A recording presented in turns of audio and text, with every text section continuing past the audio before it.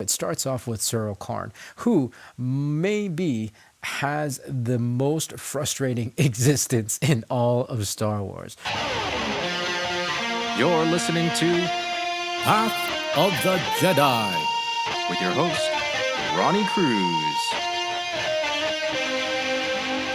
All right, welcome to Path of the Jedi, the podcast where Star Wars meets personal development. My name is Ronnie Cruz, your host for this flustered and frustrating adventure. That's right, frustrating because of everything that happened in Andor Episode 7. Everything that we had to watch, all the stuff that we had to endure with each of our characters, each of the characters that we kind of support and root for and sympathize and empathize with. It seemed like every character in this particular episode had gone through all the most frustrating situations and circumstances. And so that's what we're going to talk about here today on the show.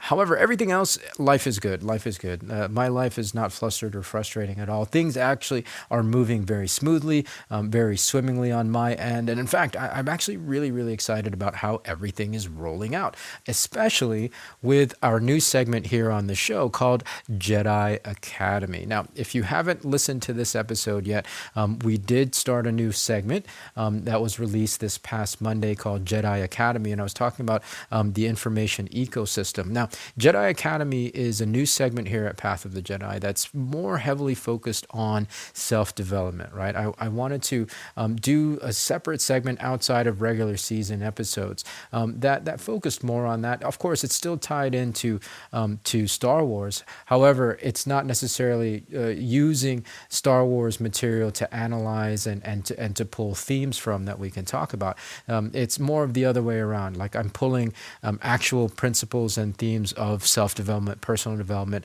personal growth, and I'm integrating Star Wars into those lessons. So I'm really, really happy, really proud of that very first episode. It's still, it still needs to have, I still need to develop it. I'm going to develop its own like music and things like that. So there's more bells and whistles coming. However, as far as the content itself, again, I'm really, really proud of that particular episode. So go ahead and after you listen to today's show, go back and listen to it.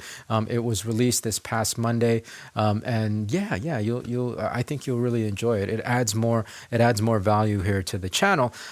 Now, for clarification, we're listing those episodes a little differently. Obviously, we have regular season episodes here at Path of the Jedi that are numbered consecutively. With the Jedi Academy episodes, I've listed those as season 1. So those are going to be chronologically numbered on their own, and I'm actually going to put a JA at the beginning of all the Jedi Academy episodes to indicate that those are the particular segment Jedi Academy. So that way, if you want to reference them in the future, you'll be able to distinguish which episodes are regular season and which episodes are Jedi Academy. At the moment, of course, moving forward, they're not going to necessarily be a weekly segment quite yet. My workload is still kind of heavy right now, but as I get more into the flow of it and figure out the cadence of that particular segment, my goal is to eventually make that a weekly segment. So again, check that out whenever you get a chance after you listen to today's episode. Go back and to this past Monday and listen to the Jedi Academy. Again, I talked about the information ecosystem and how all this access to information and all the information that we're inundated with really has a major impact on the outcomes and results that we have in our life. The other news for today is that, well, actually there is no other news. I really just want to dive right into today's topic, but before we do that, let's take a quick break and pay the bills. I was at an event recently and I heard one of the most incredible stories that I'd heard in a very, very long time. A gentleman got up on stage and he shared how from January 2022 to October of 2022, he had lost over 160 pounds, 160, using the Yoli transformation kit. This story was so inspirational. Of course, it's ongoing, right? He's still on a road to better health and he's losing more weight.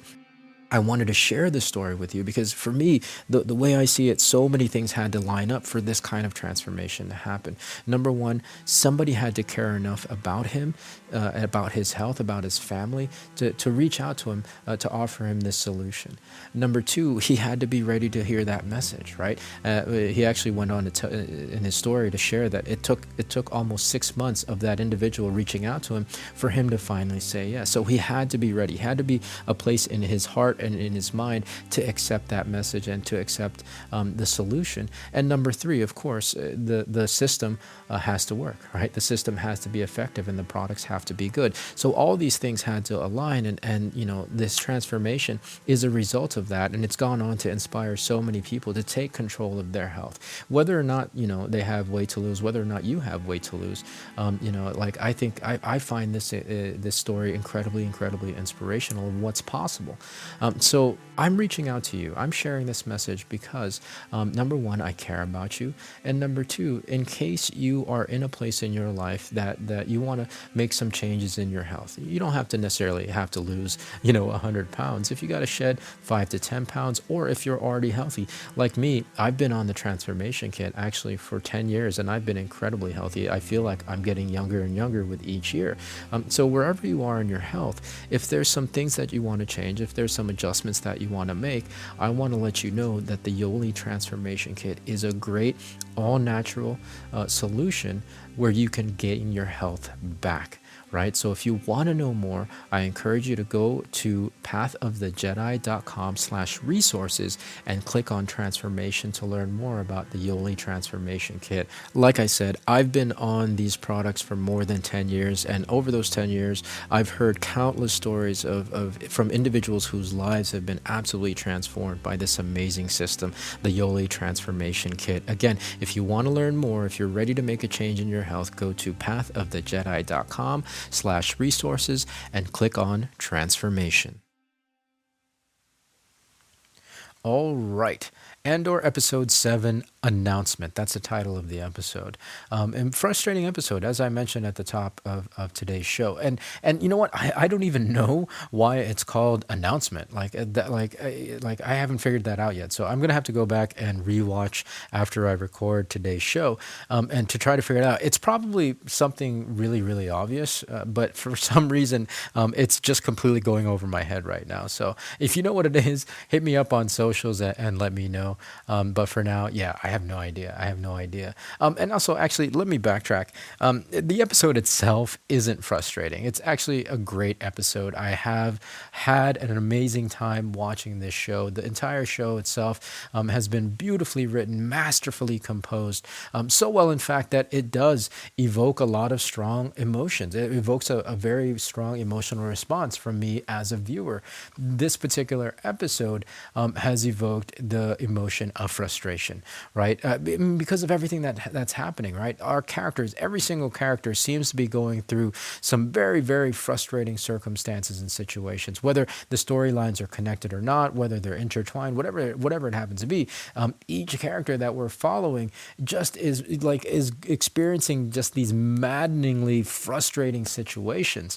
The episode kicks off. It starts off with Cyril Karn, who maybe has the most frustrating existence in all of Star Wars, right? Like we see the more I see him in these scenes with, at home with his mother and how he's treated by his mother, I'm like, man, I can't help but sympathize with this guy, right? Like he started off the show as the antagonist, as the guy that's just like bloodthirsty for Andor for whatever reason, but then when he gets kicked out of the security force out of Primor and has to go back home to his mother, we're like, man, holy cow, maybe he's not such a bad guy. Maybe it's because of his home life and how his mother treats him. Like, man, I was so frustrated at how she talks to him, right? How she just kind of bullies him and pushes him around and is just like he's very imposed upon, right? So like his entire existence, Cyril Karn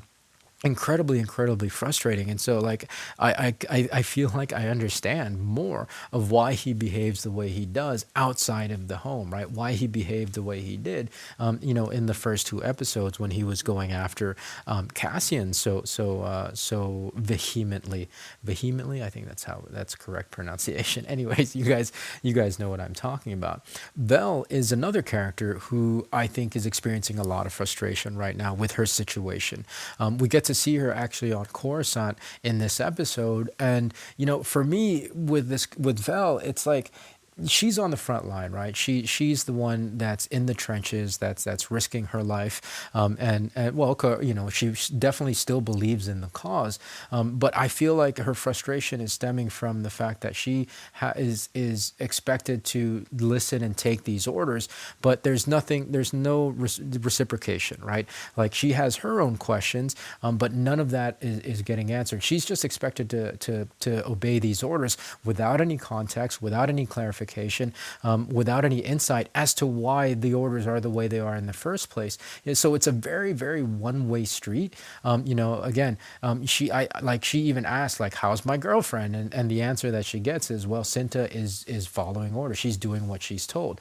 Vel is in the situation where she's expected to do what she's been told, without asking any questions, without questioning any of it.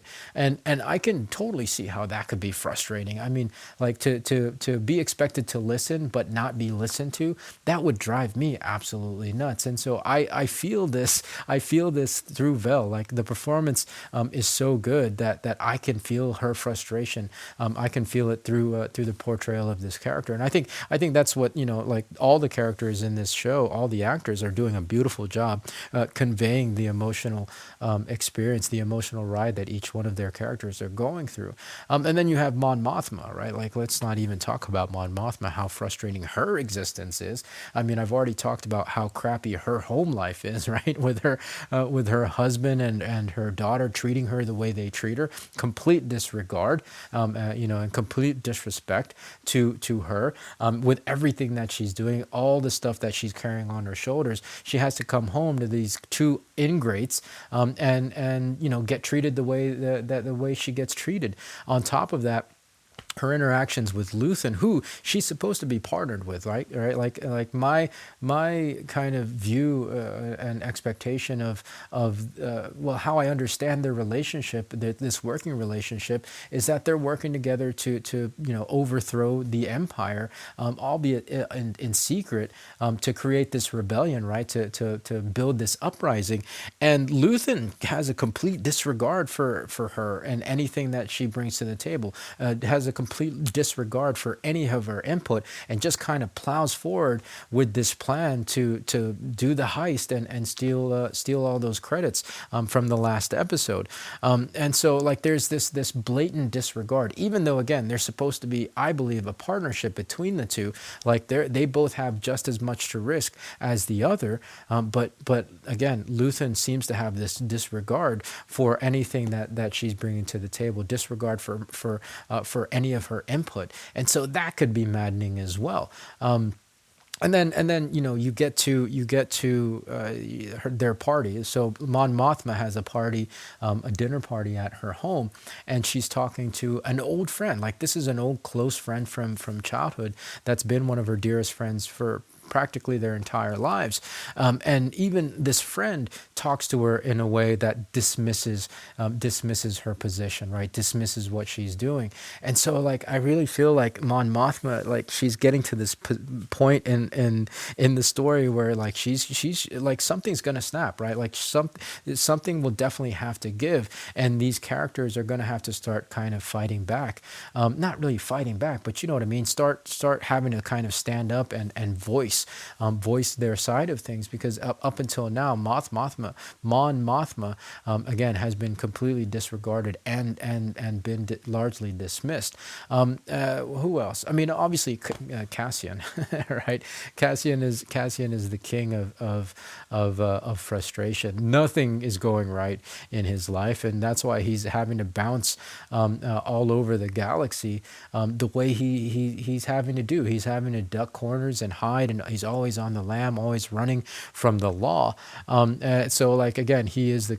I mean, it started when he was a child, right? Like even before we're introduced to him, we get the backstory from his home planet, that his home planet was being occupied by the Empire, and that there are no adults in the in the tribe. So like yeah, nothing in Cassian's life thus far has been in his control at all, and so that could be incredibly frustrating. Again, so all these circumstances from with all these characters that's happening, nothing is going their way. Nobody is listening to them, and everybody is really just kind of imposing their agendas on them. Right? They're being pushed around. They're being bullied in Searle's case. So that makes for a very frustrating situation and a frustrating existence. And again, eventually, what has to happen is they're going to have to snap back. Or I mean, that's not the saying. What's the saying? Something's got to give. Basically, is what I'm trying to say. And we do see a little bit of that, right? We do see a little bit of that. We have Deidre, in the Empire. Like all this time that we've seen Deidre, she's been being dogged by Blevin, right? Blevin, this. Well, yeah, I don't want to say bad words, but he's not a good guy, right? All he cares about is himself and his advancement and covering his own ass and sometimes in doing that he's willing to kind of trash everybody else, and Deidre happens to be in his sights at this particular moment. We see finally, I mean, Deidre wasn't going to stand for it for very long. Like she seems like to be a very strong character that's very determined, and that really she's very results oriented. Like she wants to get shit done. So Deidre finally gets the one up on Blevin in this episode, and that's really nice to see.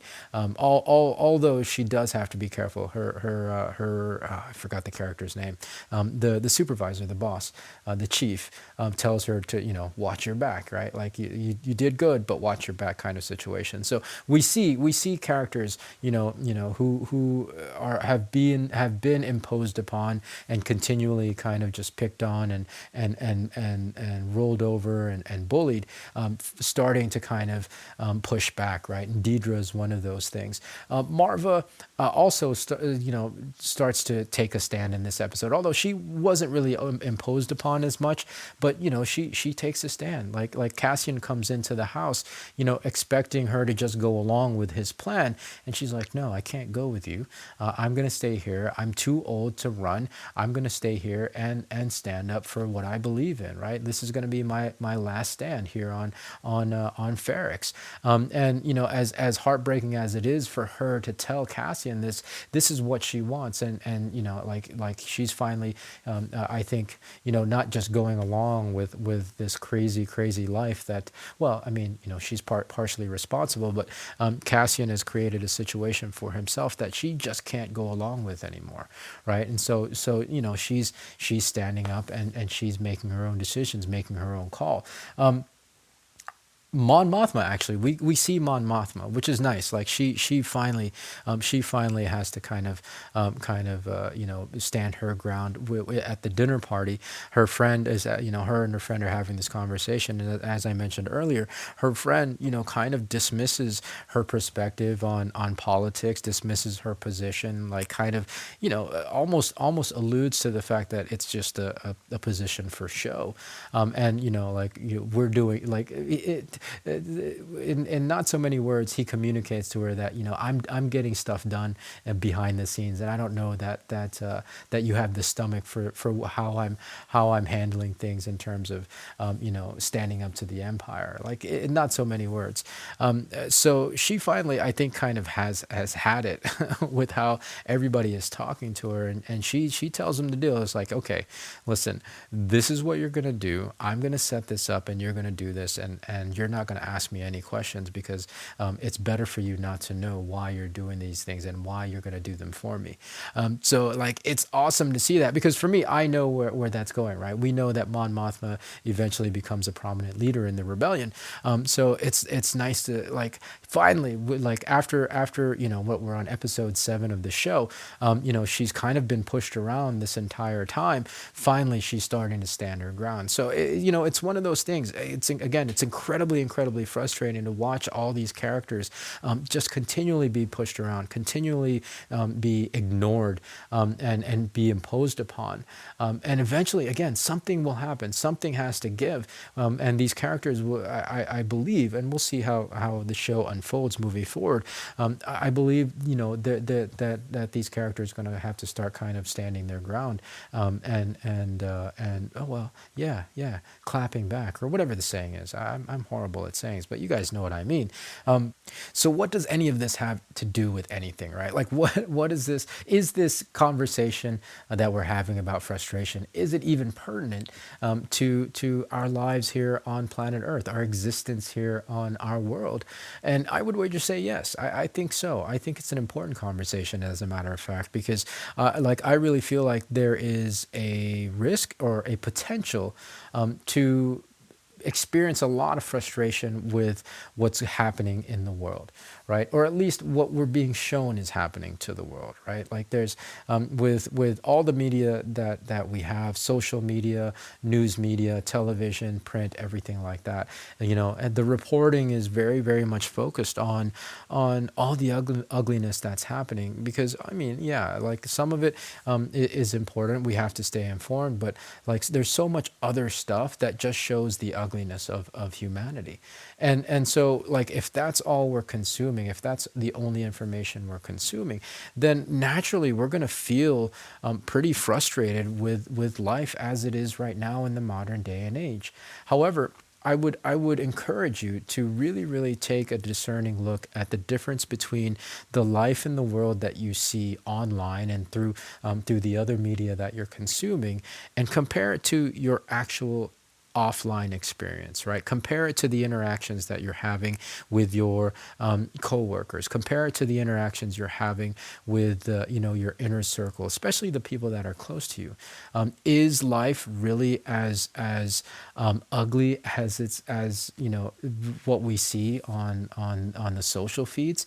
I mean, I would wager to say no. And I know I'm speaking in generalities, and it might sound like I'm Pollyanna with rose-colored glasses, but like when I compare the two, there's no even comparison, right? Everything that I see online and like the majority of which is ugly, I never experience or see that in person offline, right? I feel like I have pretty beautiful interactions with the people that I know, with even with strangers, right? When I go into town, if it happens to be a social outing where I'm just going to go watch a movie and have a couple of drinks at the bar, inevitably I'll have some amazing interactions with strangers that I just happen to meet, strike up great conversations.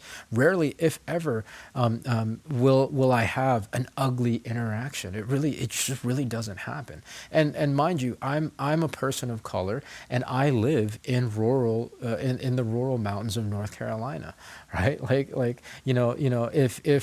If you really believe everything, if you really believe that the world is how it's portrayed through all the media that you're consuming, you would think that I'm at a very high risk out here being attacked, or at least being bullied, or being picked on. That's not the case. I live a very beautiful existence. So again, I understand that there are situations that are pretty extreme, but be willing to kind of make that comparison and remove yourself from the images that don't involve you, right? Yeah, it's good to stay informed to a degree. I don't disagree with that. However, understand that that's not the entirety of your existence. Your existence probably is pretty beautiful, right? Like like and so really relish those interactions. The more important part of the conversation, though, I think, is really being mindful of how we interact with people. I mean, it's as simple as that. I think because of just the frenetic pace of the world and our instantaneous access to information, we can make a lot of, well, yeah, there's the risk that, and it's easy to make a lot of assumptions about, how we're received and how we're communicating and how that communication is received. That can be very, very dangerous, right? Like when you make those kinds of assumptions, you're ignoring the other person's perspective or the other people's perspective that you're interacting with. So we have to be, number one, really impeccable with our words. That's one of the 4 agreements, right? If you guys have read that book, The 4 Agreements, we have to be careful with how we communicate, right? We cannot be careless with our words. And then number 2, we have to really take into consideration the other person's point of view or the other people's point of view. Again, it's easy to make an assumption to think that they're automatically aligned with us, especially with people who are within our inner circle or people that are super close to us. You would think that, okay, yeah, like they're going to be aligned with what I'm saying right now because, I know them, right? There's that familiarity and it's easy to believe that you know what they're thinking and that they're going to be aligned with your point of view or what you're communicating. That's not really fair. Unless you've already heard them out, you have no idea what they're thinking, right? And to make that assumption, again, is not fair to that individual. So we got to really take the time to hear perspectives, right? To hear their side of the story, and only then can we show compassion. I mean, that's showing compassion, right? That's showing understanding. And when you do that, I know it sounds complicated. And I know it sounds like it takes a lot of time, but if you don't do it, then what you risk is them feeling ignored, them feeling not listened to, them feeling plowed over and pushed over and imposed upon. That leads to frustration, and eventually, if that frustration goes unaddressed, like what's happened in this episode, it eventually blows up. Something has to snap.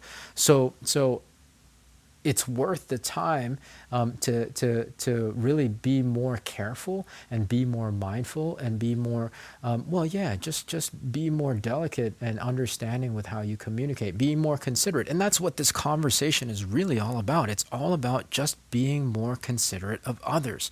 And I know that sounds super simplistic, but look at this episode, right? Would you want to be in any of these characters' shoes, right? Would you want to experience what they've experienced in this episode and how frustrated they are, right? I would wager to say no. And I didn't even actually talk about the last scene of the show where Cassian gets arrested for something that he didn't do, that he had nothing to do with whatsoever, and then gets sentenced to 6 years in prison. That whole interaction at the end of this episode was completely frustrating to me because the authority, the stormtrooper, he was just bored that day, and he decided that Cassian, this guy that was randomly walking by, was guilty of something that he was not guilty of. It was as simple as that, and he wasn't going to listen to anything that Cassian said. He was asking him questions, but it didn't matter because he wasn't listening to these answers, and he just decided and made the assumption that Cassian was guilty. And then Cassian gets sentenced to 6 years. Again, one of the the most frustrating scene in the entire episode. Would you put yourself in his shoes? No, of course not. Of course not. And I know, again, like those are extreme examples, but that's the conversation we're having.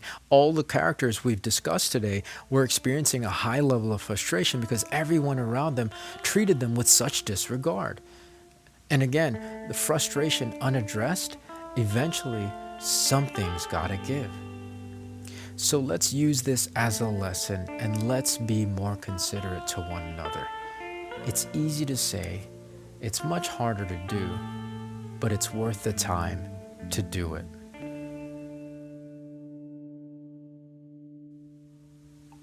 All right, that's going to do it for today's episode. What do you guys think? What do you guys think? Are you were you as frustrated as I was watching this episode? Well, not at the episode itself, but with everything that happened to all our characters, the complete disregard that they were shown throughout the entire episode. I mean, I was having, I was like having these visceral reactions. I was incredibly frustrated at the entire thing.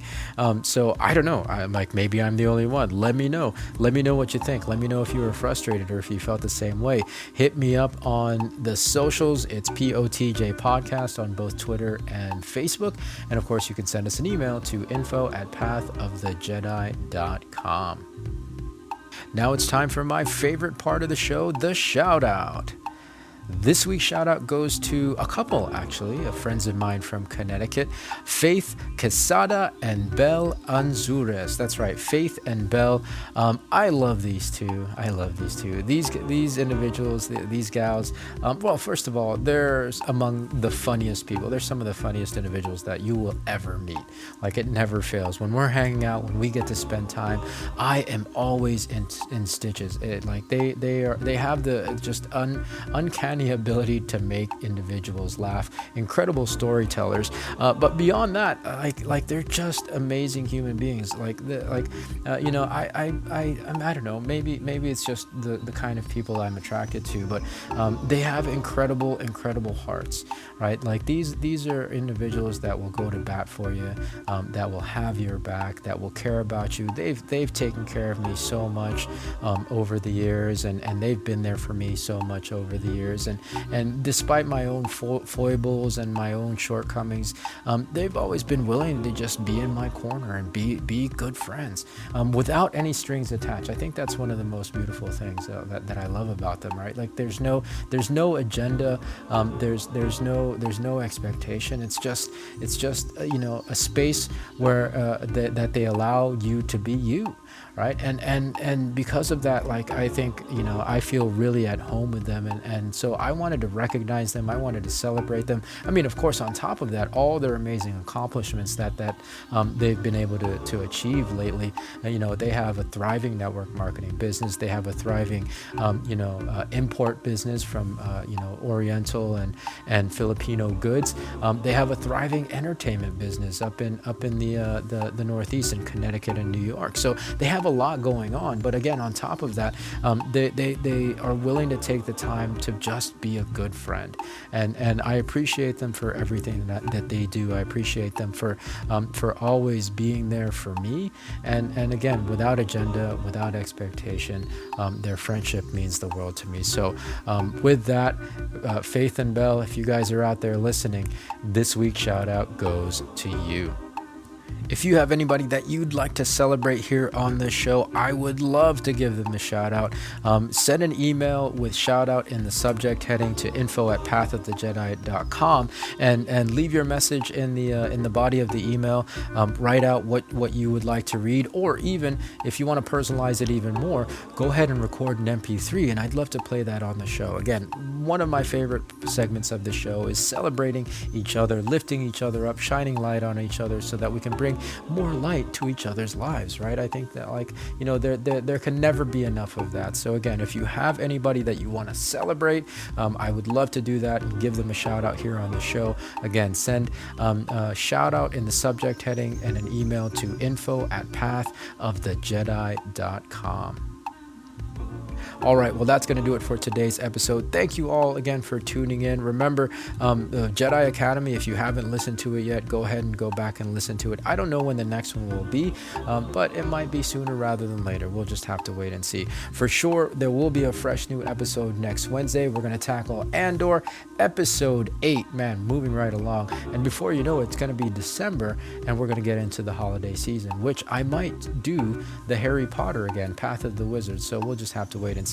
We got to get through Andor first. So let's get through Andor first, and we'll see what happens after that. But anyways, fresh new episode next week. We're going to tackle Andor number 8. So until then, be well, be safe, and may the Force be with you. This podcast is not endorsed by the Walt Disney Company nor Lucasfilm Limited and is intended for entertainment, educational, and informational purposes only. The official Star Wars website can be found at www.starwars.com. Star Wars, all names and sounds and any other Star Wars related items are registered trademarks and or copyrights of Disney and their respective trademark and copyright holders. All original content of this podcast is intellectual property of Path of the Jedi unless otherwise indicated.